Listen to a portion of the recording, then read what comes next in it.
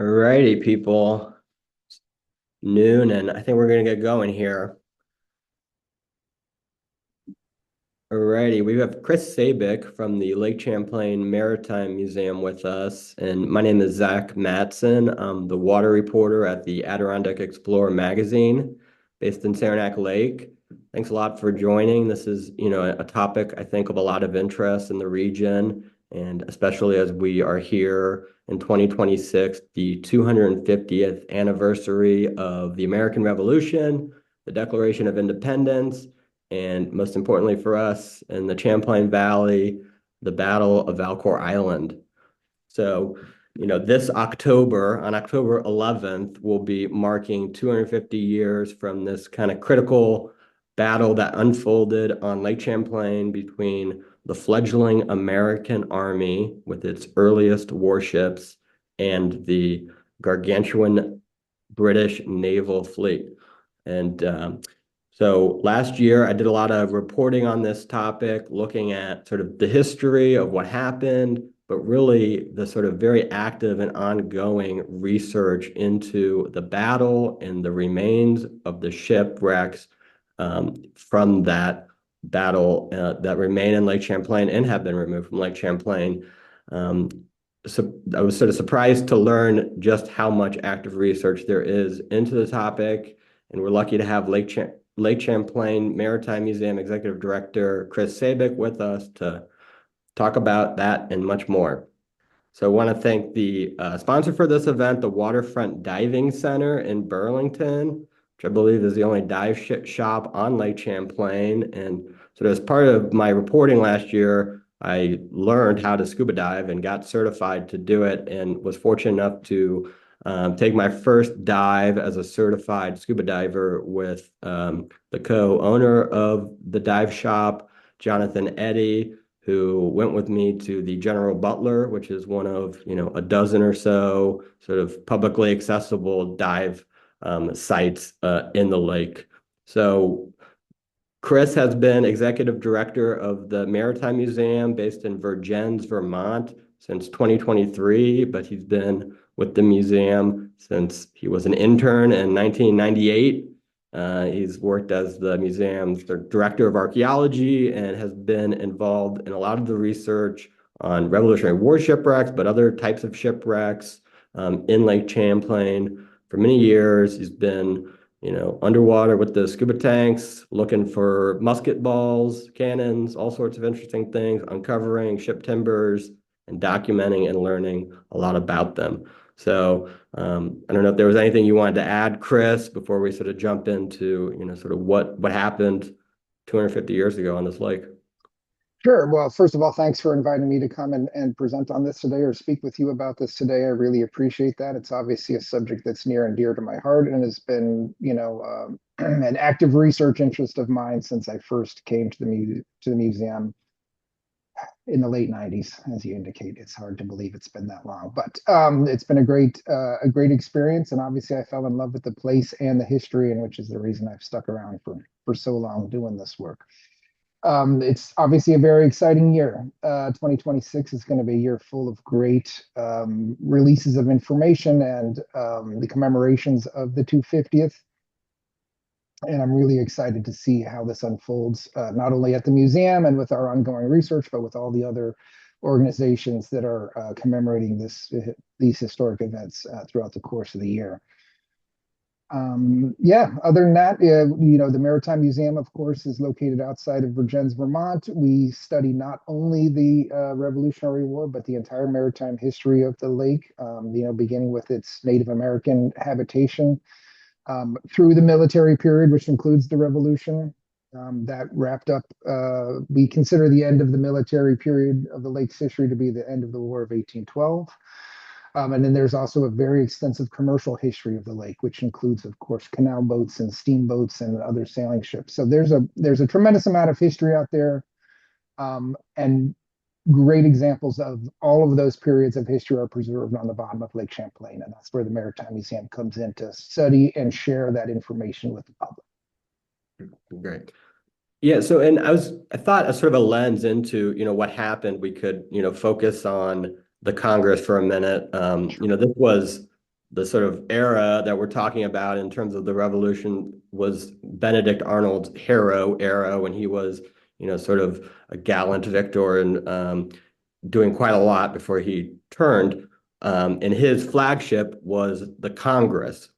So the Maritime Museum in recent years has been doing like excavation work and underwater documentation through 3D modeling and other types of techniques of the remains of the Congress. So, Chris, tell me where those remains are and how they got there. Sure. The remains of the Royal Galley Congress are located in what's very cleverly called Arnold's Bay, which is just a couple miles south of where I sit here at the Maritime Museum.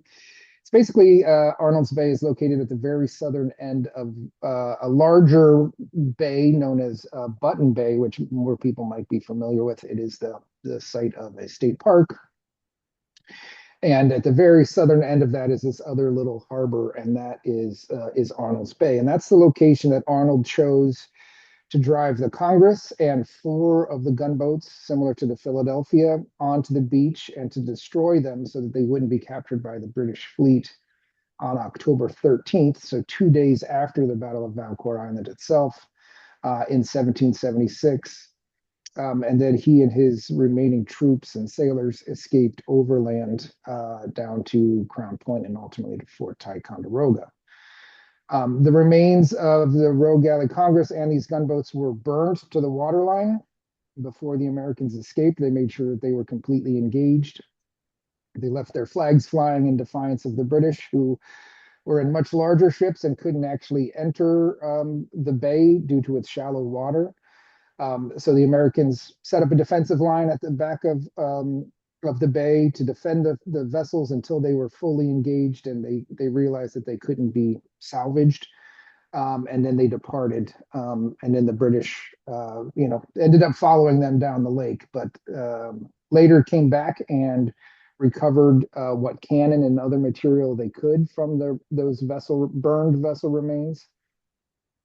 Throughout the 19th century, unfortunately, a lot of these sites were never really forgotten about, and people were going in and collecting pieces of timber or recovering parts of the hulls, and that included the Congress. In 1892, a local family that operated a ferry from Arnold's Bay over to Westport, New York, pulled out the stern end of the Congress and displayed it on shore for a while.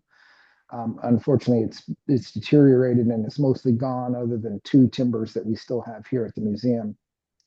And then we were able to do some exploration of what's left of the bow of the vessel, starting in 2021. And we've been working there sporadically for the last 4 years in trying to document and better understand that shipwreck site. Right. And this bay is surprisingly far from Valcour Island.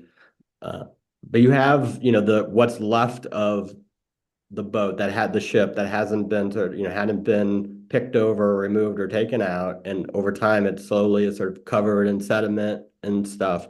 How do you go about sort of evaluating and studying a site like that? And someone was asking how shallow Arnold's Bay is, and just for people listening, please do. We'll get the questions towards the end, but if you have them, write them into the chat, and we'll get those for you at some point. Yeah, even at the mouth of the bay, the Arnold's Bay is only about 15 feet deep, and it shoals up very quickly as you move to the back of the bay. Luckily, most of the American vessels, including the Royal Galley Congress, were built with relatively shallow drafts, particularly the gunboats, which were flat bottomed. They only drew maybe 18 inches of water, so they could get very far into this bay before they ran aground and then were burned. The Congress a little bit less so. It draws several feet of water, but not too many.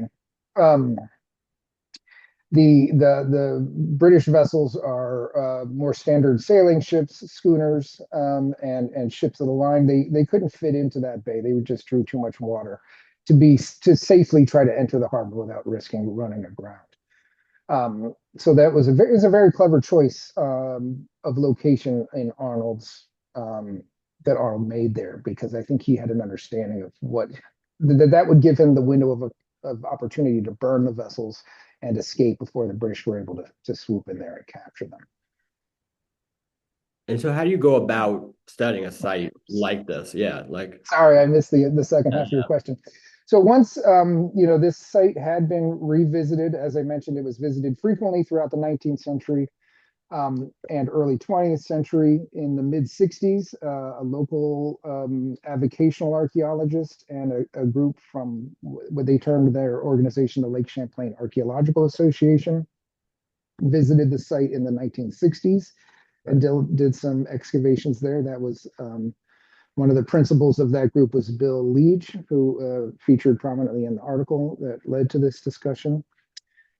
They recovered quite a few artifacts from that site and then allowed it to be reburied. Ultimately, that artifact collection has come to the Maritime Museum and kind of rounds out the collection that we've gathered over the last 4 years.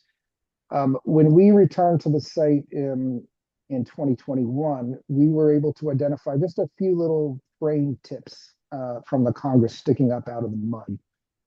And we identified those and a plank that was sticking out of the mud as well as the Congress based on some previous work that had been done in the area.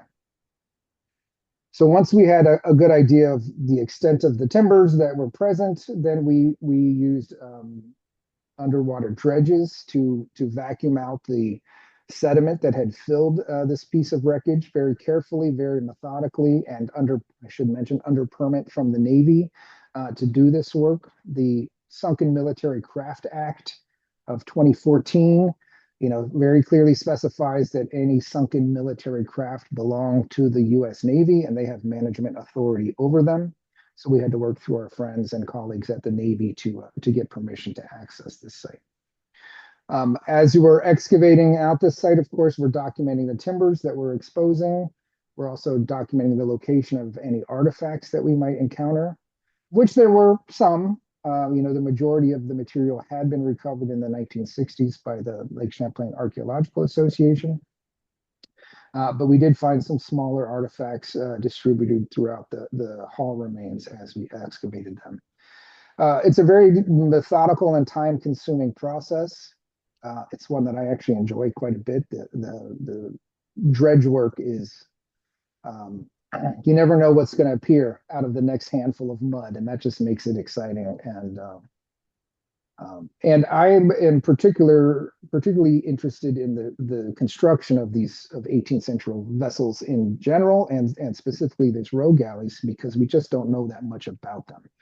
So I was, I'm still enormously excited to continue to study the construction of these vessels and how they were made, and what design choices the shipbuilders made when they were constructing these vessels. So.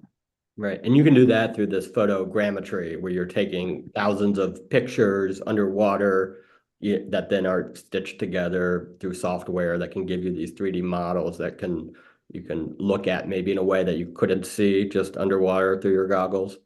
Absolutely. The visibility in Lake Champlain is really not that great. And sometimes in Arnold's Bay, it can be good. But like 2023, which is the year that we did the bulk of the excavation, was one of those years when we had the tremendous flooding in the Champlain Valley. And so visibility was atrocious for the entire summer. So you could see, what you were looking at, but you never got a sense of what the entire site looked like until we were able to create a photogrammetry model that year, which, as you mentioned, involves taking thousands of photos from all different angles of the structure and then running them through a computer process that stitches them together. If you include something of a known dimension, like we typically keep a yardstick or a ruler in the images that you collect, you can constrain the model to that dimension. So now you actually have the ability to go in and take measurements from your model that will be accurate enough. They're not as accurate as you might doing it by hand, but not only do you have a visual representation of the model, but it's scaled. So you can actually take measurements from it if there's something you failed to capture a measurement of when you were doing the hand documentation. It's also really excellent at catching shapes, right? Ships' hulls rarely have straight lines involved. It's always a curved piece of timber. And that shape can be difficult to to record underwater, or it can be very time consuming to accurately record that. But photogrammetry, as it stitches these models together, is collecting thousands of points along each of those curves and can very clearly define the shape of structures, which is very handy in figuring out what part of the boat you're actually looking at. You know, if you can look at what that curved shape looks like, you can try to figure out where on the boat it came from. So it's a very powerful tool, and collecting the data is relatively quick. Processing the models is relatively quick. So it, in combination with some hand measurements, really gives you a great understanding of the shipwreck site you're looking at in a relatively small amount of time. Right. And with the artifacts, talk about sort of what we find at a site, we have found at this site, both from when, Bill explored it in the 60s and then, what you guys found more recently. Yeah, when in excavating the Congress remains, as I mentioned, what we recovered mostly in 22 and 23 when we were doing the majority of the digging there were mostly small items, musket balls, several buttons, a couple of brass fragments of brass. As you can imagine, lots of iron nails. The majority of the structure of these vessels was put together with square cut iron nails. So lots of those.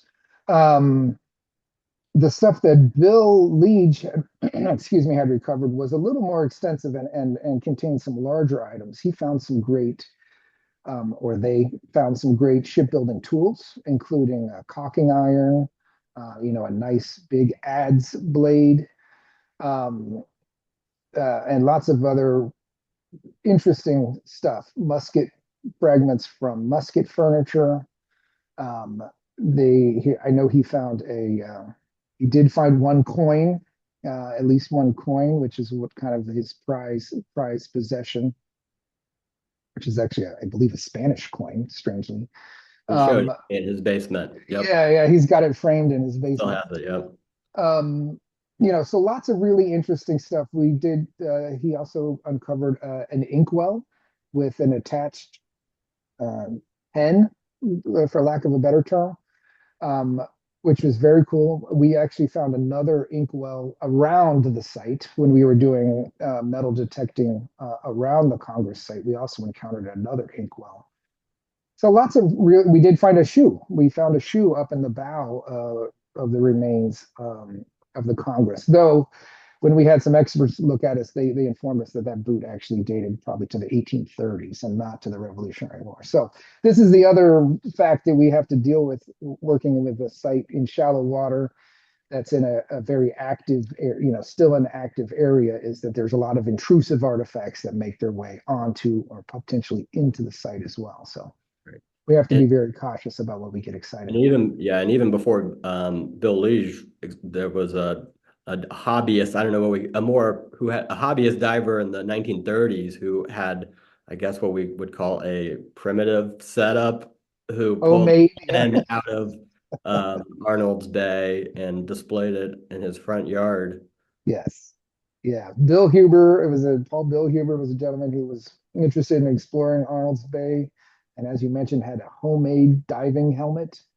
The story is that his wife was on the surface pumping the air down to him into this kind of box that he wore over his head with a window. Um, so obviously they had a pretty stable relationship because he was trusting his wife to keep pumping the air down to him.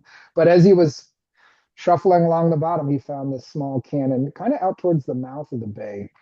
Um, and uh, and that piece has also been managed to find its way into our collection for display here at the Maritime Museum.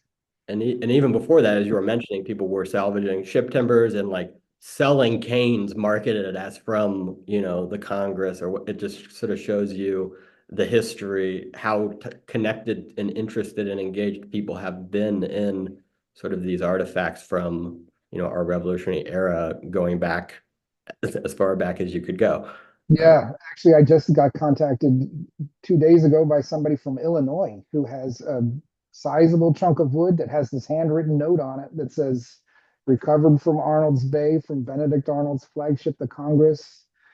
And they're like, can you verify if this is from the Congress? Huh. It's a piece of wood. It looks like it could be from the Congress, but it's a hard thing to verify. So there's a lot of pieces of these boats floating around out there in various forms, unfortunately. Right. Now, these musket balls and stuff that you pulled out, talk about like what you were able to like learn from them and sort of what we or how these findings have, added to our understanding of, the kind of equipment they were using and sort of the state of the American force at this time. Yeah, sure. This it's actually been really fascinating and reinforces the some of the hypotheses that were formed from the work that had been done previously up at Valcour Island itself, right? There's been a pretty thorough archaeological examination of the bottom of Valcour Island as well. And what we've noticed in many of these sites, including Arnold's Bay and Valcour, is that the equipment we find from the American vessels tends to be either old, outdated, kind of hodgepodge pieced together. We're definitely evidence that the American Army at this time, it wasn't operating with standard issue material where every soldier had the same musket and the same cartridge box and the same kit. It really feels as if these guys were bringing whatever they had from home or whatever they had from their militia unit and going off to war with it. So many of the musket balls that we find, actually the majority of the musket balls we find are a relatively small caliber. So the diameter of the musket ball is pretty small, which really indicates that those were probably designed for hunting rifles as opposed to something like the Brown Bess, the British standard issue musket which has a much larger musket ball diameter. So we definitely get the idea that people were bringing their muskets from home that they usually used to hunt birds or deer, things of that nature, and they were taking those off to war. We have, a belt axe that is, like a small hatchet, but it dates to the 1740s. So this is almost certainly something that was used possibly in the French and Indian War. Whoever this person that was carrying it might have gone to their fathers or even their grandfathers' war chest and pulled out this piece of equipment and marched off in 1775 or 76 off to fight again. Same with some of the musket or some of the bayonets we find. They date to a much earlier time period and really kind of show the ad hoc nature of the American military organization at this time. Right. And you found some like musket shot that was like multiple, or a musket ball tacked onto another musket ball or with buckshot added or some, Yeah, we you do know, find a fair amount of buckshot or pistol shot, and some of it is mixed in with the musket balls. There was this common.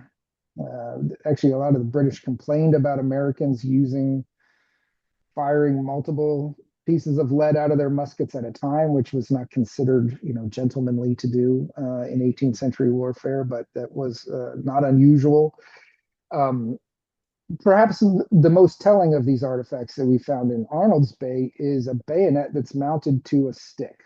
It's just mounted to a wooden shaft. It's not mounted to a musket. So I imagine that they were short on muskets, and one of the things that somebody was equipped with was a makeshift spear that consisted of a bayonet mounted to a wooden shaft. So, we're off to fight the Royal Navy. Here's your pointy stick. Let's let's get to work. It's very interesting to see. and did you guys find zebra mussels at this site? I can't really remember how bad it is there, but of course, basically anywhere down to, 50 feet or so on these shipwrecks where they're exposed, this zebra mussels, which, invaded the lake in the 90s, have really come to cover and encrust sort of any exposed part of these shipwrecks all throughout the lake.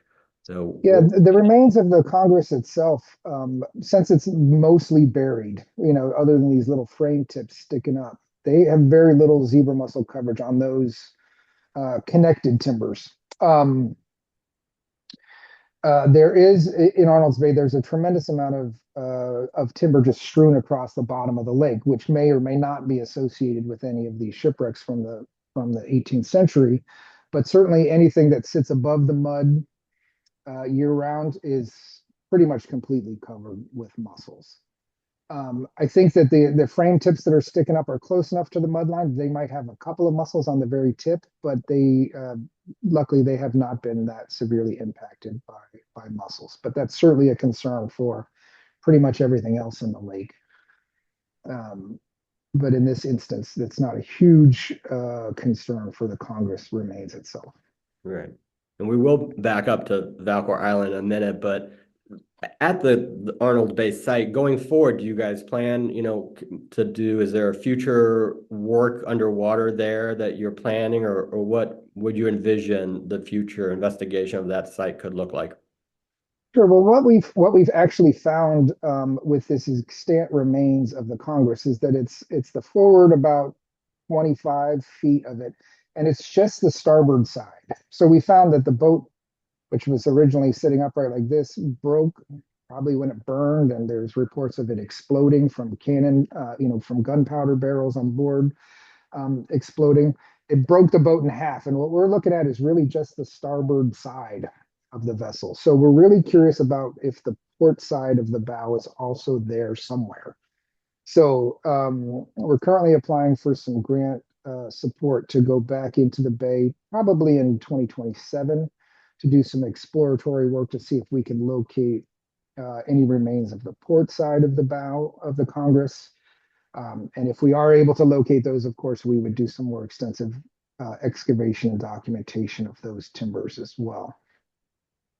We'd love, of course, to continue to do some survey of the bottomlands of Arnold's Bay as well. Because one thing we haven't really touched on is that the gunboats, the four gunboats that were burned and destroyed in Arnold's Bay, have all been completely eradicated. We have reports throughout the 19th century of pieces of them being pulled apart. There's a rumor that one of the families that lived near the bay might have refloated one of the gunboats and used it as a ferry. It's very ambiguous. And so by the time that the stern of the Congress was removed in the 1890s, there was already only one remaining gunboat hauled there as well. And that was recovered in 1952 by Lorenzo Haglund, who's the same gentleman that raised the Philadelphia up in Valcour in the 1930s, and also the remains of the Royal Savage just prior to that in 1934. Unfortunately, that boat was brought over to the New York side of the lake, where he had hoped that it would be displayed in a maritime museum that he was trying to get off the ground. It was displayed for a while at Osable Point on dry land, and eventually rotted away and was unfortunately bulldozed. And my understanding is that location is now where the KOA campground is there at Osable Chasm. So all four of the gunboats are no longer in Arnold's Bay. As we surveyed the bottom of the lake there, mostly using metal detectors, we had hoped that we would find at least the locations of the burning of those sites based on the artifact assemblages that we assumed would be around them. And we were unable to do that. We were unable to identify discrete pockets of artifacts that would suggest that those were the locations of the burning of the gunboats. So that's something I'd also still like to do some more work to try to clarify our understanding of where those boats were located when they burned. Right. So still lots to do. That's what it boils down to. So I'm not sure what the traditional anniversary gift for 250 years is, but it's certainly an important milestone and opportunity to reflect on where we've come as a nation. Researching the Battle of Valcour is definitely a reminder that this country was forged in fire and exploding cannons. So at the museum, you guys have long had an exhibit, about the Battle of Valcour and these ships and everything. Talk about how what you have in store for this, our 250th anniversary year. Sure. Our big keystone here is that we're creating a whole new exhibit for the 250th about the Battle of Lake Champlain in 1776. The previous exhibit that covered this topic was installed, I believe, in 1999. And while it had been updated sporadically after that, It was very comprehensive. It covered the entirety of the American Revolution in the Champlain Valley. Um, from the capture of Fort Ticonderoga through the invasion of Canada, through the capture of Fort Ticonderoga again by the British. It covered the whole time period, and it was a bit much. There was a tremendous amount of text, a lot of images.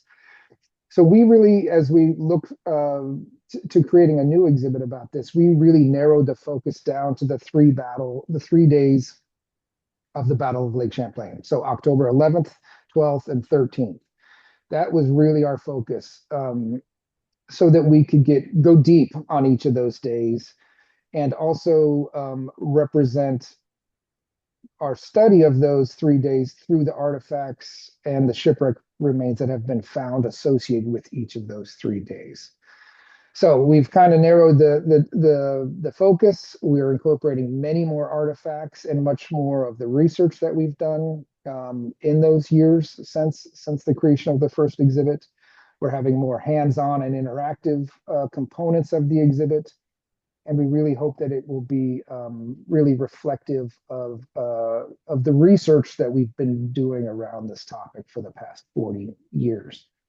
One of our other angles here is that, I'm kind of sick of talking about Benedict Arnold, to be brutally honest.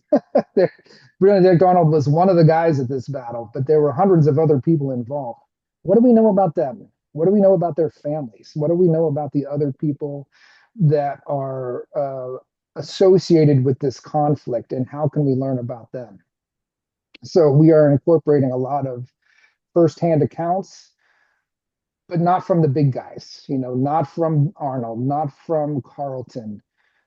We're looking at pension records from soldiers that participated in the fighting. We're looking at historic information about their families and how they were impacted by the fighting, some of which became war widows or orphans because their parental unit was killed on Lake Champlain. What was the Native American involvement in this operation? They were absolutely there on both sides of the conflict, but it's not something that's talked about extensively in, kind of the traditional history of this battle. Were enslaved peoples used in the construction of the American fleet at the southern end of the lake in 1776. So we're trying to incorporate a lot more personal stories that come from the average everyday person that was involved here. Now, is there an anecdote of one of those more of a personal kind that has stuck with you as you guys have put this together that maybe you can share with Well, us? we have a great story from a woman named Sally Markham who wrote her story when I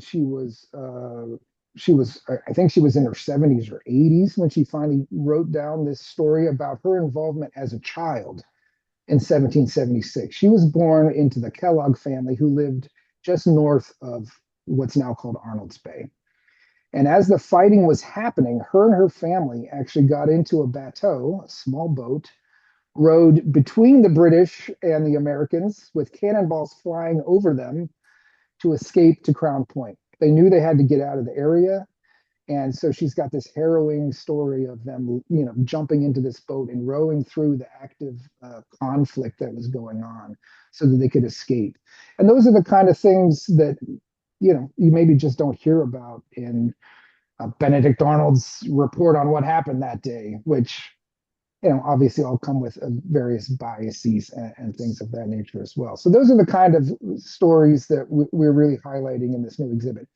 And also, I would say that the artifacts that are recovered from these sites, both Valcour and Arnold's Bay, they really speak to the everyday soldier and what their experience was like. As we mentioned, these kind of ad hoc weapons, the fact that they were using old stuff from their fathers' military equipment. Those are the things that really connect you to the individuals that may not have left a written account.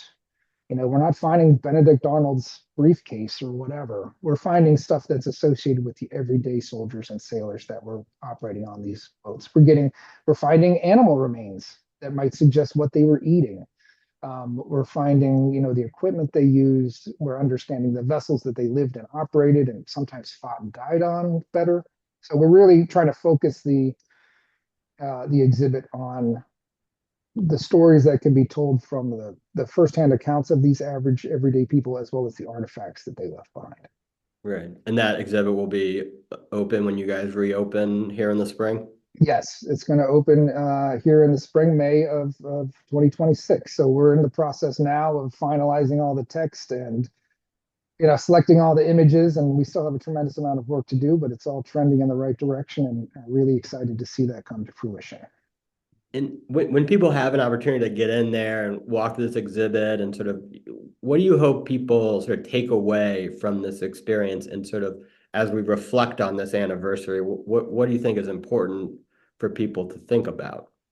I think it's all the things that we just discussed. You have to. I'm really interested in allowing people to make connections with other people from history, and I find the best way to do that is through these firsthand accounts and through the actual tangible artifacts that those people left behind. So, we can talk about Guy Carleton, we can talk about Benedict Arnold ad nauseum, but it's hard for the average visitor to the museum to connect to those illustrious figures.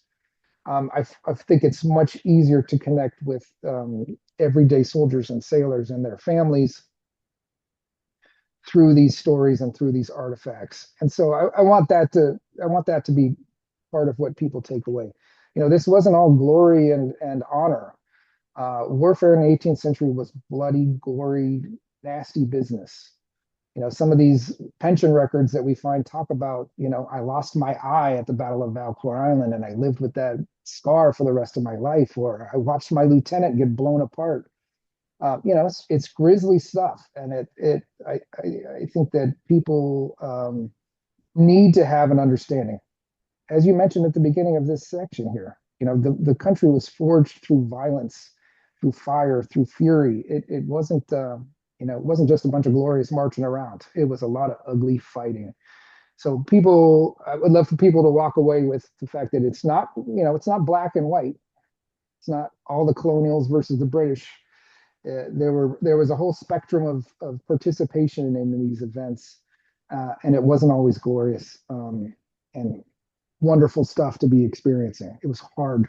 It was ugly, and people died or remained in the process. So.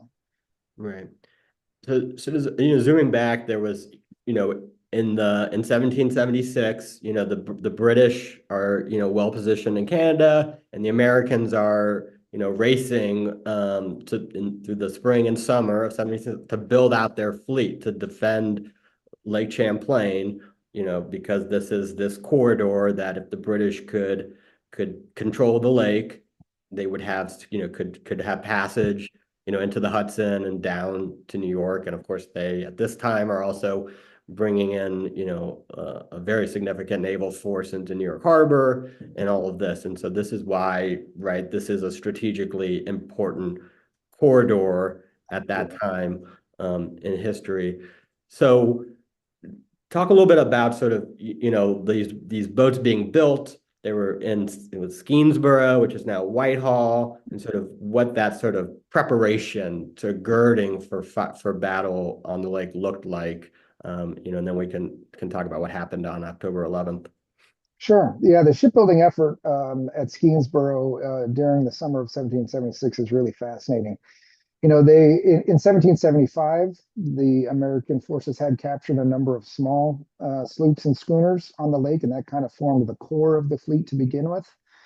But immediately after the retreat from Canada, in the early spring of 1776, they realized that the British were going to be following them. Right? The Americans had used Lake Champlain as the avenue of invasion into Canada, and the British were going to turn around and do the same thing as an invasion corridor into the colonies.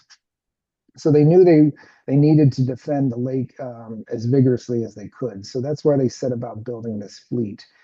Now, initially, they started building these gunboats, sometimes also called gondolas or gundalos. I prefer to refer to them just as gunboats because gondola envisions, canals of Venice with some striped guy singing to you as he So pushes you you do along. feel like gunboat is maybe the most apt descriptive text. That's from Each my of the point of bridge view, or it what is. happened. Yeah, okay. Yeah. So, but they're all kind of their terms are used interchangeably here. And they ended up building eight of these gunboats. It's a flat bottomed boat. It's 54-ish feet long, about 15 feet wide. Mounts three guns, one that's pointed out the bow, and one off to each side. They are equipped with a square sail, or a couple of square sails. And which in combination with that flat bottom meant they were only good for sailing if the wind was blowing directly from the back of the boat. And that happened to be the direction you wanted to go. Because otherwise the boat kind of went sideways, didn't have a keel, had this flat bottom. So it would just kind of skim along the water. Um, and with the guns pointed in three different directions, they were maybe not the most effective fighting platforms that you could build, but they were easy to build. They were quick to build, and they produced eight of them in pretty rapid fashion. Now, when Benedict Arnold did get involved in the shipbuilding operation, he realized that they needed some larger vessels as well, and that's why they transitioned to building these row galleys, which are more like 75 feet long, 20-ish feet wide, and they could carry 10 to 12 guns, arranged in a more traditional broadside, where all the guns were pointed out to the sides.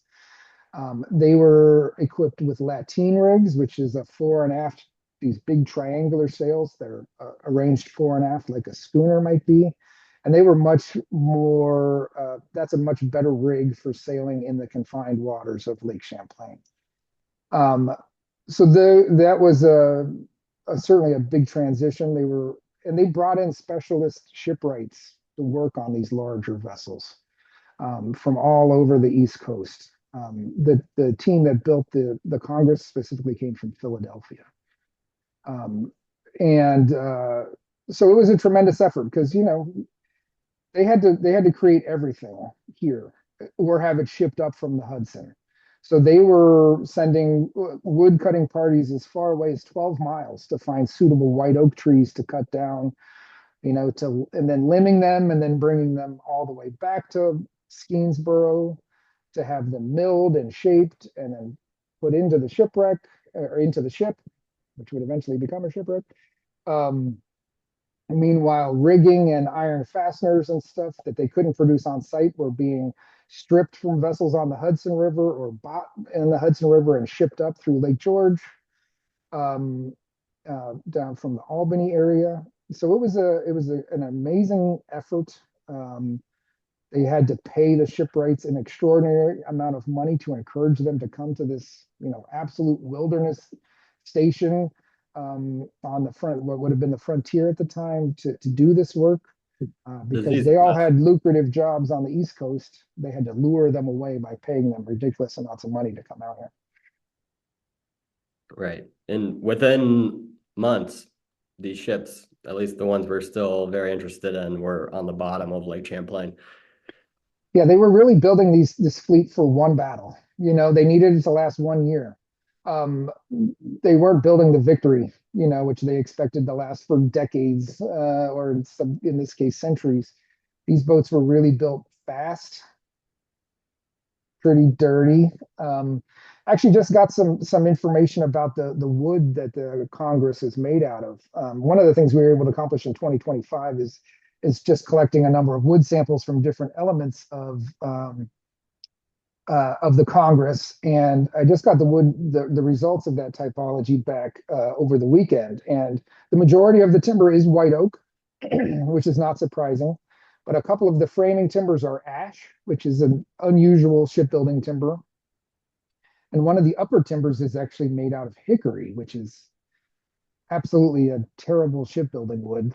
But it's found way up on the side of the remains that we have. So it was probably something that was above the water line. But just another example of, they used whatever wood they could lay their hands on. They preferred the white oak, but in a pinch, they would just grab whatever they had and stick it into these boats. So um, it must have been quite an amazing flurry of activity going on in that area for several months. They launched these boats from Whitehall. They armed them, with a lot of cannons that were also quite old from Fort Yeah. Ticonderoga, and then they are off to sail in the lake. And by sort of early October, there Arnold has chosen this Valcour Strait as his like defensive position, where he puts themselves sort of between the New York shoreline and Valcour Island, as a strategic place to sort of wait for, I guess, the British to come down and engage them, which of course happens finally on October 11th as the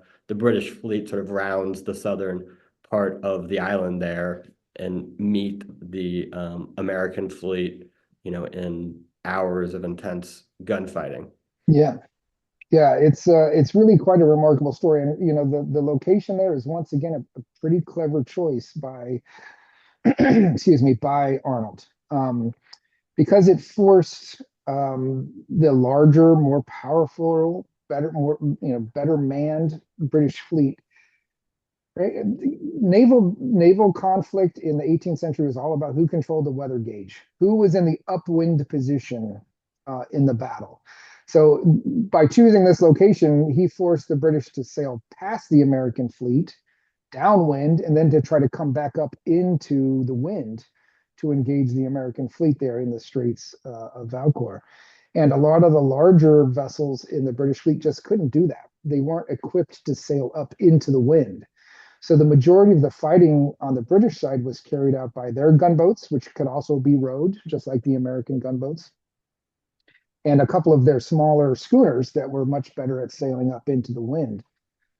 So by this the selection of this location, Arnold really maximized the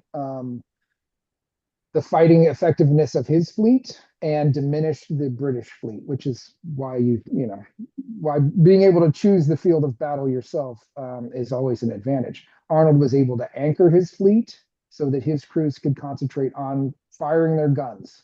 They weren't they weren't sailing, they weren't operating the sailing rig or rowing around a bunch. They could focus just on shooting, where the British were having to sail their vessels, row their vessels, as well as fight them. So again, work to every advantage. And they needed every advantage because the British fleet was larger, it was more powerful, and it was manned by Royal Navy sailors who had vast experience doing all of these things, where the American sailors were mostly militiamen that were, let's say, recruited into the Navy, into onto these vessels. They didn't have much experience in fighting from a floating platform before. So it's a very clever choice from Arnold's point of view. And during the fighting on the 11th, of course, the gunboat Philadelphia was sunk there in Valcour Strait, and this is maybe one of the more famous of these boats because these ships, because in the 30s, our friend Lorenzo Haglund had dragged a cable at the bottom of the lake until he snagged onto it, and then he used some air-filled barrels to lift it out of the lake, and again in hopes that maybe there would this would be the start of a museum of some sort on the shore, which never came to be. Fortunately, in the early 60s, when they were constructing the Smithsonian American History Museum in Washington, D.C., they took the Philadelphia, and it's been, a sort of I think a prominent display, an exhibit at that museum ever since. And just recently, I think recently over years, that boat has had some issues and has been deteriorating in places because of, when you remove a boat that's been preserved, these boats are remarkably well preserved Incredible. in the Yeah. lake where they're not, encrusted with mussels at least. Um, but when you take one out of the water, eventually some problems will come. So that boat, that exhibit was actually closed last year for a period of time while they built a conservation lab in place at the museum, and some folks from Texas A&M, which, sort of one of the leading programs on this underwater archaeology. It is where Chris went to school, I believe. They're working on trying to come up with some solutions to basically arrest the deterioration of that boat. Talk a little bit about what we've sort of learned from the history of the Philadelphia in particular, and sort of what those conservation efforts, might look like. I know you're not. Yeah, that's I can speak to it vaguely. I'm not intimately involved with the conservation efforts. That's being led by a gentleman named Dr. Peter Fix, who was actually one of my classmates in graduate school down there at Texas A&M. And they've done an extraordinary suite of testing and monitoring of the vessel in its current state. When it was raised at some point, I think maybe around when the time it was brought into the Smithsonian, it was treated with um, a form of polyethylene glycol, which is a chemical that's often used in preserving waterlogged wood. Of course, by this time, the boat had completely dried out already.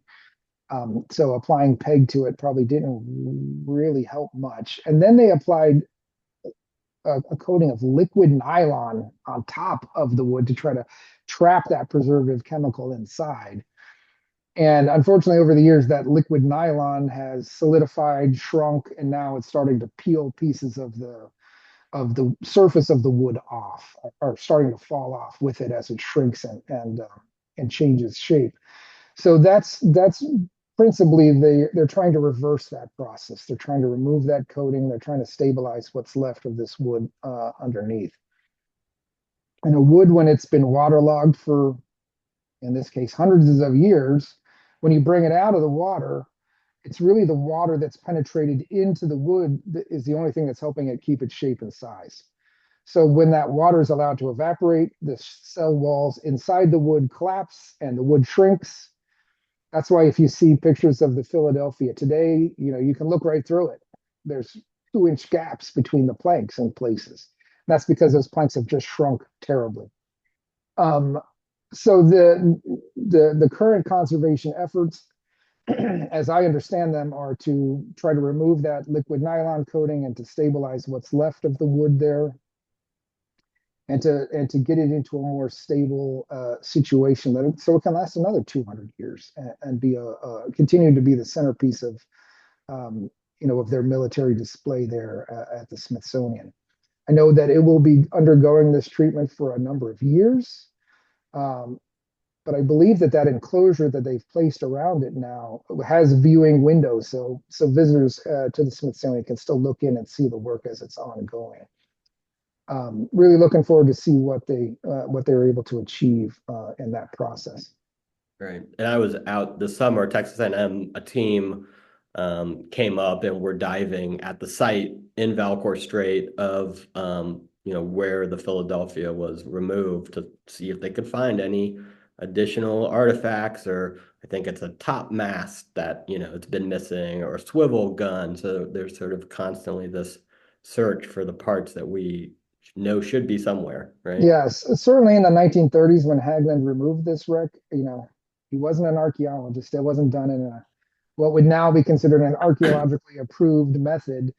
Um, he was also working with hard hat divers, right? This is before the advent of scuba. So, you're stomping around on the bottom there, connecting cables and hooking things up. It's seems very likely that components of the vessel that had fallen off as it deteriorated or as they were lifting it might still be there on the bottom. And that is one of the things that they're hoping to find in that continuing survey at the bottom of Valcour Bay. Remarkably, there is actually still a depression in the bottom, in the mud at the bottom of Valcour Bay that happens to be very gunboat shaped and matches with the locational information we have about where the recovery site was historically. So pretty confident that that is the location that the Philadelphia sank and was recovered from. Some of the evidence to that has been that they've found modern rigging equipment, modern meaning 1930s rigging equipment. So, shackles and bolts that might have been used in the lifting, the creation of the lifting harness to raise the Philadelphia that was dropped overboard. So that another good indicator that we're in the right, that they're working in the right area there. Right. Which brings us to the gunboat Spitfire. So, so after this fighting on the 11th, and overnight, the Americans make this kind of incredible, escape along the shore, the New York shore, to past where the British are, who I guess are, distracted by like a burning vessel on the other side and probably delirious with, fatigue and exhaustion and all this fighting. Their eardrums are probably ringing still from all the exploding cannons. And so the Americans are able to flee south on the lake. And some of the boats, the Spitfire and the New Jersey, I think, Jersey, are yep. so badly damaged that they try to intentionally sink them basically near Schuyler Island, which isn't that far south of the Valcour Strait. And sort of in the 90s, there was sort of the last remaining gunboat, I think, to be found. And so I think it was 97, Yep. Art Cohn, who was one of the co-founders of the Maritime Museum and a former longtime director of the museum, led a team that was, searching because of the invasion of zebra mussels That's right. for shipwrecks to sort of document what is there before these mussels spread everywhere, which they would come to do, obviously. And they found in very deep water near Schuyler Island the gunboat Spitfire, which is pretty well intact. And It's amazing. Yeah. and so talk about, in that boat, my understanding is deep enough that really it hasn't been covered by zebra mussels, though there is a fear that quagga mussels, which have not invaded but are in many nearby water systems, if they were to get here, they are known to colonize at even greater depths. Uh, at Yeah, any absolutely. depth, apparently, in Lake Champlain. So talk about the Spitfire is sort of there's an active research effort around that boat that you guys are involved in with the Navy. Yeah. Talk about that, and then we'll get into Art Cohn's idea. Sure. Yeah, it's remarkably intact. I mean, the bow gun is still in place. Even the mast is still standing, which is just remarkable. The level of preservation there is extraordinary. The entire interior of the vessel is completely filled with sediment, so undoubtedly there is a really interesting and educational artifact assemblage down in the mud there as well. Um, that vessel, it's a sister ship to the Philadelphia, so it looks basically identical. We have noticed a few subtle differences, which is actually, again, from a ship construction nerd, really fascinating. Why is this different than that? If they were built to the same plans, what decisions were made that they decided to do things slightly differently? So it's very uncommon, actually almost unique to have the opportunity to compare two sister ships from the archaeological record. That's relatively unheard of. So I'm very excited about the possibilities there. Um, but we developed a research design for how to explore the Spitfire in collaboration with a big stakeholders group from other regional historic organizations that have some connection to the American Revolution, with our partners from Navy History and Heritage Command, with other archaeologists and conservators to create a plan to study the Spitfire more thoroughly. So what that means for 2026 is that we hope to do some initial diving on the site to further characterize the site, measure sediment depths, perhaps collect some wood samples, maybe recover any exposed artifacts, um, really assess the zebra mussel situation on the site, because though, as you mentioned, it's deep enough that it's well beyond the preferred habitat for zebra mussels, which tend to peter out around 90 feet. After 90 feet, you just don't see them much deeper than that.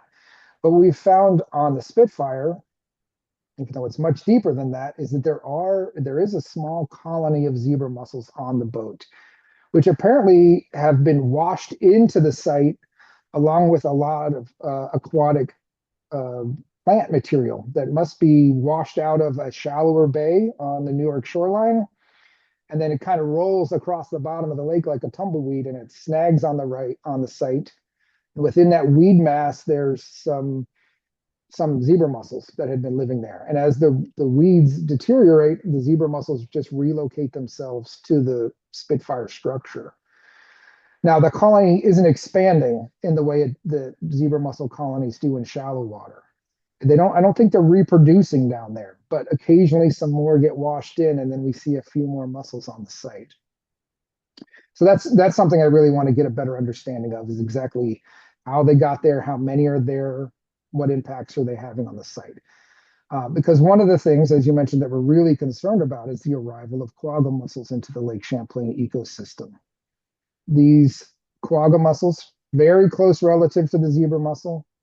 They're already found throughout all the Great Lakes, the St. Lawrence River, the Hudson River, many of the smaller lakes in the Adirondacks and even in the Green Mountains. Some of them have zebra mussels or quagga mussels as well. So we're really fearful that they will appear in Lake Champlain and then colonize even these deep water shipwrecks. And when I mean colonize, I mean cover, completely cover every surface of them with layers of mussel several inches thick sometimes. So we really want to get this work done before quagga mussels make an appearance in the lake. Now, I will also say we've been concerned about quagga mussels arriving for 15 plus years now, and they haven't yet. That doesn't mean they're not going to. But it's been an ongoing concern for many years. One of the major threats to all the deep water shipwreck sites in the lake, including Spitfire, would be the arrival of quagga mussels.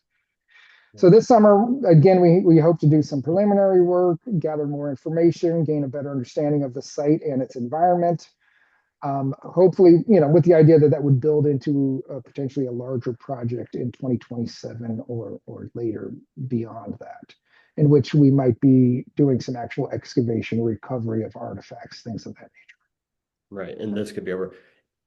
Now, Art has this idea that he's proposed and is, pitched and presented in many places, for a number of years, of raising the Spitfire, because he's concerned about the quagga mussels, and raising it and then sort of building a facility anew in Plattsburgh or somewhere in that area to do this preservation technique where you put it in a tank, and then you add the polyethylene glycol at the dilution that you gradually increase over years and years and years, and that this could be incredible sort of economic development for the region, could be an educational opportunity, could be a hub of shipwreck preservation. I think a number of years ago that it was estimated to cost 50 million, and I think it probably would cost more now. But talk about that, what you think of that idea, and how it, if at all, fits into sort of this approach that you're talking about. Yeah, I think it's an extremely exciting idea. It's hugely visionary. As frankly, much of the work that Art's done over his career is he's an extremely visionary individual, and he's got great ideas. This is a great idea.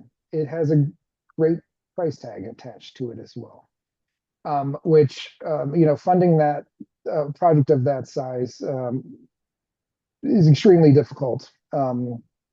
And I would propose that the work that we're suggesting be done on the Spitfire in the near future is work that would have to be done before the vessel was raised and brought up for conservation anyway.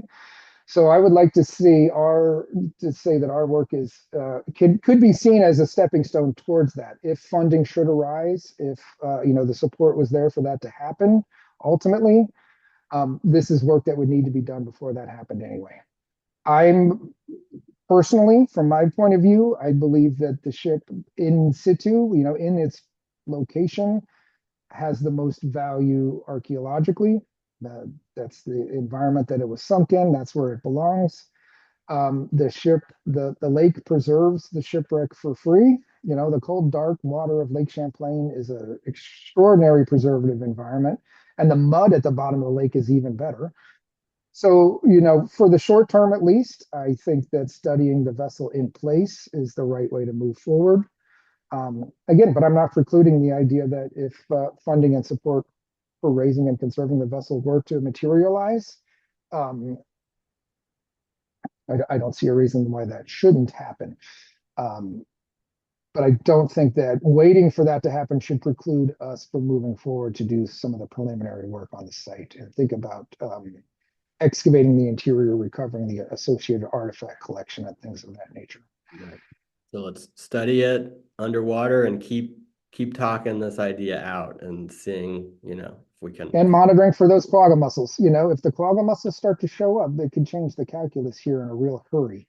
And you There are have some, told me that an alternative, say we haven't ironed all that out, we could cover the boat basically and more sediment to. yeah, like I said, with the Congress timbers, the timbers that were buried don't have any zebra mussels on them. So, there's this idea that we could build basically like a snow fence around the site and then pump sediment into it and kind of cover the site until had the ability to go back and uncover it and recover it or to study it further if needs be. So luckily, folks like the Lake Champlain Basin Program and other lake ecology organizations are also very concerned about quagga mussel arrival and are monitoring at all the entry points around the lake, keeping an eye out for these things. So hopefully we'll have at least a little bit of a heads up if they do start to appear in the Lake Champlain system.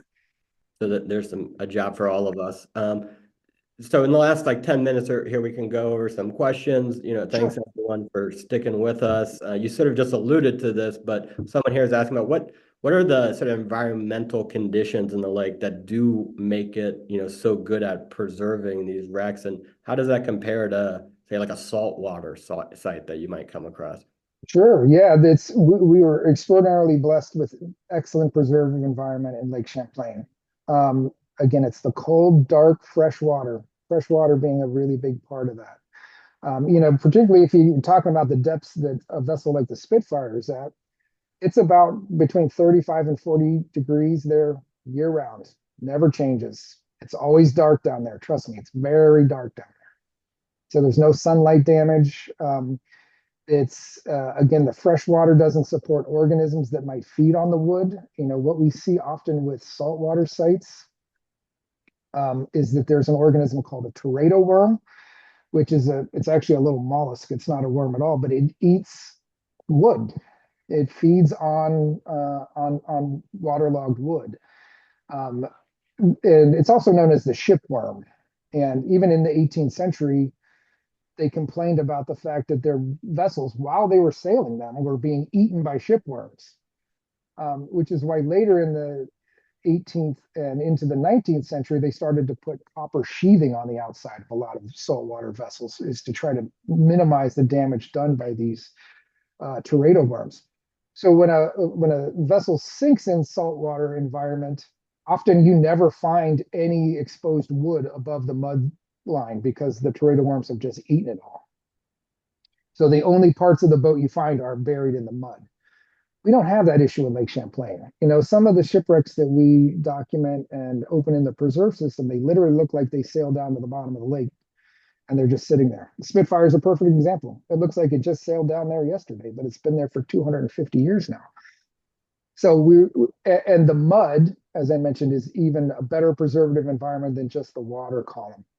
The mud at the bottom of Lake Champlain is a calcium-based silt. It's clay, right? It's the Addison. Here in Addison County, we're famous for the clay that we try to dig out of our gardens. But it's the same sediment that's at the bottom of the lake, and it forms an anaerobic environment. So things that are buried into that mud at the bottom of the lake, sometimes we'll take an iron artifact out there and it's not even rusted. The preservation is extraordinary. So the buried portions of the Spitfire are going to be even better preserved than those that are exposed above the mudline.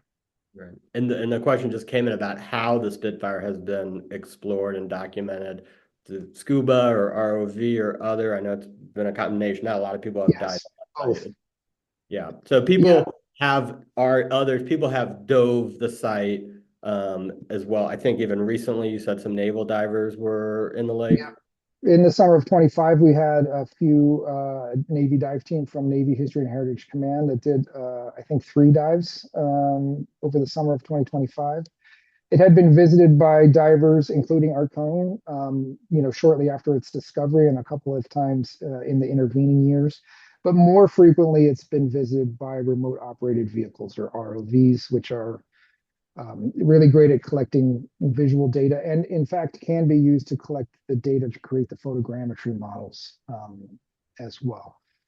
Which you've So done. And people have been asking about like images and photos, and if you go to the Maritime Museum's website, you can see a lot of this kind of stuff, including a photogrammetry model of the Spitfire. yes. Yeah.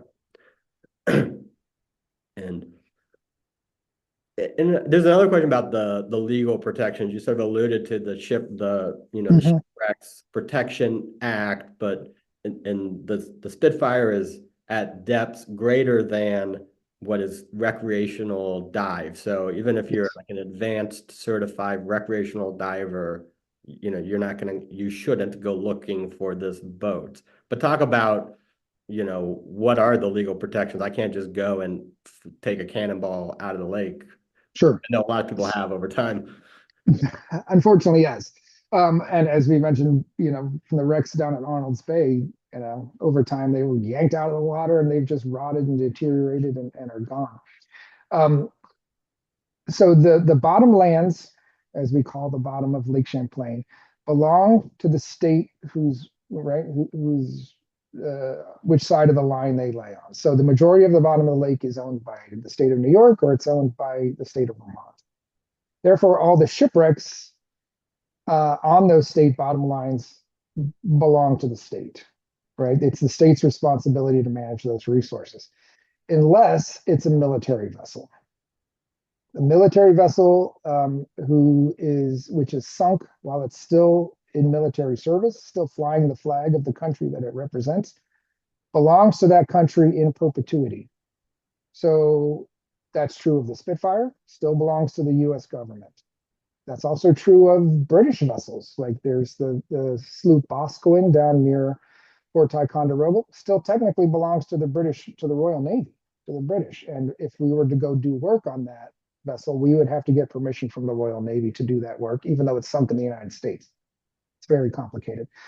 But this is the same set of laws that allows us to go and do um, say, downed airmen recovery from World War II airplane wrecks in Papua New Guinea or in South Korea, right? That plane wreck falls under the same laws as these shipwrecks. That still belongs to the US military. They still have a right to go there and try to recover remains or evidence of that site. So the management authority of Spitfire and Congress still lie with the US Navy in this case. And they are protected by a piece of legislation called the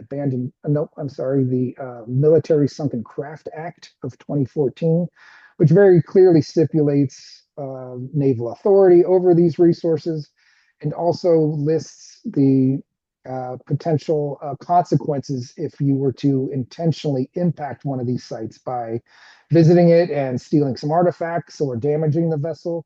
These are all things that are punishable by law through the Sunken Military Craft Act.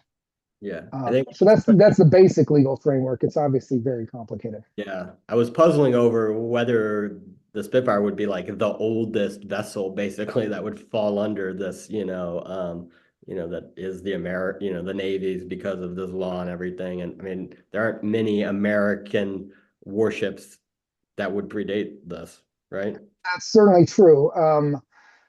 Now there are, like I mentioned, there are a number of shipwrecks from the French and Indian War that still technically belong to other governments, mostly the British.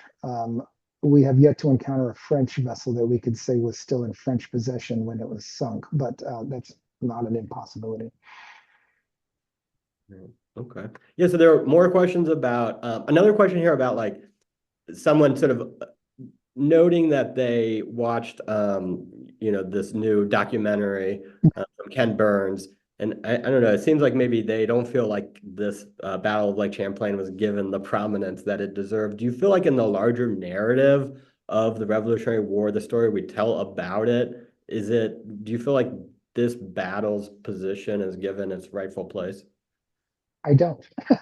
I feel like it's unfortunately the whole kind of northern theater in the early year is underrepresented in the histories that are commonly told about the American Revolution. And Valcour, the Battle of Valcour Island in particular, gets relatively short shrift in many, kind of popular histories of the American Revolution. And its importance really can't be overstated. The battle itself was tactically a defeat, but strategically it delayed the invasion by an entire year, which allowed the Continental Army to form itself to gather the strength that led to the Battle of Saratoga in 1777, when the British were successful at sweeping down the lake and capturing Fort Ticonderoga and moving down to the Hudson River. Now there's a Continental Army. With that extra year, they were able to reinforce themselves to meet them at the British at Saratoga, defeat them, capture the entire army, and it's that defeat that convinces the French that the Americans might actually win this thing, or there's a possibility that they could, so we better support them. That brings the French in on a much more significant scale to supporting the American cause and ultimately leading to the American victory. So I think the importance here is often understated and underrepresented, unfortunately. Well, we certainly won't be getting short shrift at the exhibit that people can Absolutely. check out later this year. We will have a recording of this, presentation on our website soon. If people wanted to see more pictures, photographs, maps, we have a number of articles on our website. This is our latest issue with this beautiful art from local artist Ernst Haas, who donated this painting to the museum, which allowed Yes. us to, reprint it. And And unfortunately, Ernie passed away on New Year's Eve, oh no, I'm sorry to hear just about a that. week ago. So yeah, sorry to hear that. But Yeah, and there were a number of other paintings that sort of re-envision the battle itself, including I think the sinking of the Philadelphia, um, absolutely. that are there. So thanks to everybody for joining us. It was a great discussion. I know Chris will be, I'm sure, talking about this time in our history a lot this year, and people can hop on our website to read our stories or to visit the museum online or in person to learn a lot more about all of this. So thanks everybody for Thank joining you. us. Appreciate the time. Appreciate your time, Chris, My and have pleasure. a great year. All right. Thanks, Thank everybody. you so much. Yep. You can leave when you want.